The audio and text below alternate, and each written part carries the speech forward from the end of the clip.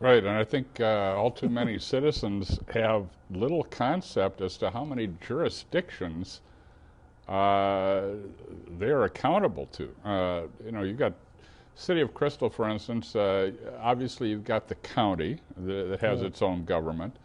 You have the Metropolitan Council, which is, like as you say, an unelected Yeah. quasi-governmental body that affects us. I mean, look what's happening planning. with transit. Because Metropolitan Yeah. Council controls transit.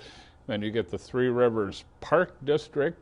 You get watershed districts. You get all these things that impinge on Crystal citizens. Right, and again, one of the things too is that city councils need to exert the power that they do have.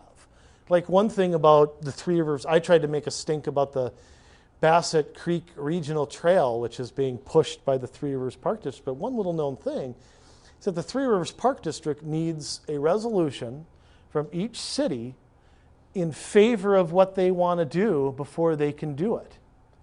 So if they want to put a regional trail, they can't do it unless the cities agree to it. So we have the power. We have the power to stop. And that's one thing we've got to do is we've got to look at taxpayer money as taxpayer money. And I think their attitude is, oh, well, we have a regional trail, but they're paying for it, so therefore it's free. And I think that's another thing. And you brought up transit. One of the things that's amazing about transportation when you study it is how many arms of government, like you mentioned, have got their dirty little paws in our transportation dollar. Everybody from the Met Council to the counties to the watershed groups to the state government to the Department of Urban and Housing and Development to the Department of Transportation, all the way up to the United Nations and NGOs and all these things that are pushing, whether they're using the environment, whether they're using sustainable development, however they're pushing their agendas. And it's hard to know who's the original arbiter of these ideas. And so it's very hard to keep track of. And again, I think one of the things in the meantime that city councils can do is use the power that they have. And they also need to expose this and say at council meetings, hey, Hennepin County is trying to force us to do something. Let them know what you think instead of just capitulating all the time. And I think we, again, take the attitude that if another form of government's paying for it, then it's free. Okay, you mentioned City of Crystal taking control or utilizing its power, and I would assume that some of that comes from the city charter and the city code that gives the level of authority to the city that it has. Is there anything about the code or the charter that you? Well, I don't know if we have enough time left in this show for me to go on. I guess I'll start with, if you read the city charter, you'll be astounded at some of the things that are in it. Okay. Let me read a passage from our city charter. This is section 1.02, and this is right at the beginning. It says, this charter is to be construed liberally and in the favor of the city, and specific mention of particular powers in this charter is not to be construed as limiting in any way the generality of the powers conferred by this section.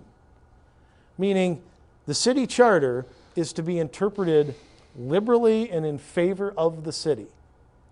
I mean, think about that statement. Imagine if the Bill of Rights began with, the Bill of Rights is to be interpreted in the federal government's favor.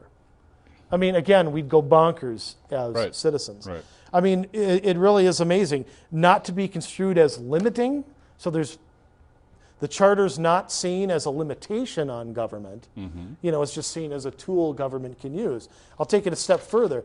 Section 5.1, which is the section on petitions and referendums, specifically states that you cannot do a petition in the city of Crystal that has anything to do with collecting taxes or authorizing a levy. In other words, you are powerless to do a petition that has anything to do with taxing and spending, which is it's kind of weird considering it's our money, and it's kind of weird considering about 99% of what they do is tax and spend. Well, yes, and to just it's like Al Gore cutting off the debate on global warming. You Yes. just say there's no debate. You've got nothing to say about.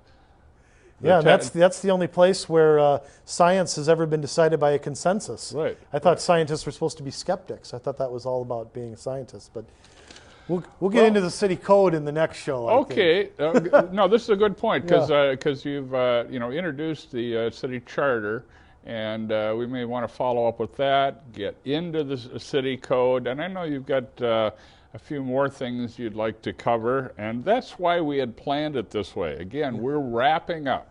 That's right. The 99th. We're leaving episode. a hook for you to watch next week, and me go off about the city code. That'll be the hook. That's part 2. Exactly.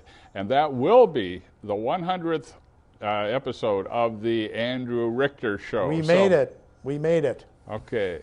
Thank you again. And again, I'm Dennis Holman. We're wrapping up this segment of the Andrew Richter Show, and we'll see you next week.